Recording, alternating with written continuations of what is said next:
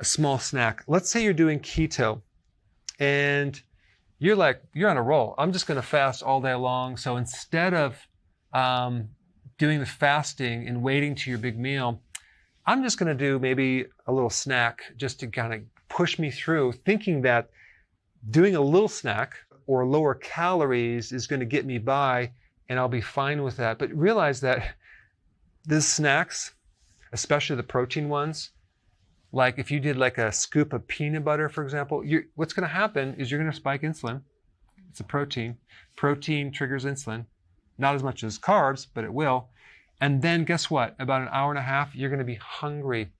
It's going to throw you off your plan.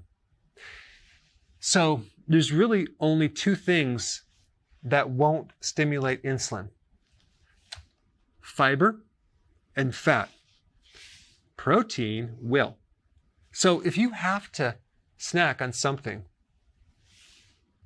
do either pure fat, as in like MCT oil, okay, or that bulletproof coffee, or fiber, something very fibrous, like celery, for example, without the peanut butter, or some greens, okay? Now, some of you are going like, I'm not going to do that because that's not very pleasurable, but I'm just telling you that a mistake that people make is doing this little protein snack. As I interview people and find out why it's not working, I find out I'm sort of doing keto with a couple little snacks through the day and that type of thing. So just realize that that's why your results are not going to be where you need to be them. I'm just bringing this up as a point. These small snacks are a killer, okay? Even if they're healthy. Okay, the next little thing that I want to bring up is that the awareness of a little bit of carb and what that does to the state of ketosis. If you're trying to lose weight, if you're trying to get into a really good fasting state, and you're going along, and let's say at night I'm just going to do a little wine.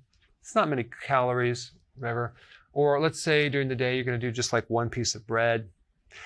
What you have to realize is that little bit of carb can block you as far as knocking you out of ketosis for a good amount of time. Half a glass of wine could knock you out of ketosis for 24 hours. A couple drinks on the weekend, that whole weekend, you're not going to be burning any fat or you're not going to be in ketosis. Just realize that. I'm not telling you not to do it. I'm just the messenger giving you the information that if you do it, don't be surprised if the results are not what you want them to be, okay? Because sometimes people are just thinking of calories. They're not looking at the hormone effects of different types of food. All right, the next point I want to bring up is this idea that it's all going to happen really quick. Maybe you have a friend or a family member that does this and it happens really quick for them, but for you, it's not happening. I had a guy that did my program many years ago. I didn't really educate him that well. And he says, yeah, your program didn't work. I says, what do you mean? Yeah, I did it for 2 weeks and it didn't work. I says, what happened? Well, it did work for 2 weeks, but then I stopped doing it, but then it didn't keep working. I'm like, what? I said, this is not a short-term thing where it's just going to fix your weight problem. Now you can go back to your old plan. This is like a lifelong change, a new lifestyle process or habit that you need to do consistently for the rest of your life, okay? And that was something that I just needed to educate him on because of this point. The number of years that an average person has eaten poorly, and I'm including myself in this group, has been a long time, okay? We've developed this condition called insulin resistance. It's become very, very chronic, okay? It's a bad problem. And the time it takes to fix it is much greater than what you may think. The level of effort is going to be a lot more than what you think.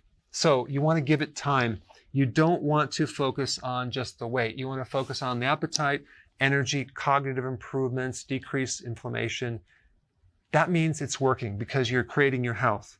So This is why you have to have patience. This is why we call you a patient. And this is why we have also a waiting room. Last point I want to bring up, this false piece of information that we've been told so many times, everything in moderation, just a little bit is fine, there's no bad food, just keep everything in balance. It's all about balance. No, that is not true. When you're trying to get healthy, you don't want to balance everything. There's things that are really important and there's things that are trivial, not very important at all. What I'm showing you here is the most important thing you can do for your health out of anything, and that is fasting. And I'm also showing you the food that you need to avoid the most, which is a carbohydrate, and the other foods that you can eat in higher amounts, like fat. And there is one food that you want to eat in moderation, and that's protein, right? So to get someone healthy, they're already in an out of balance state, okay? So to put more balance and just balance everything out and eat a little bit of everything is the worst advice that anyone can give you. So I just given you the things that you should focus the most of your attention on when getting healthy. And now your next step is to learn on what to eat. And that's in this video right here. Check it out.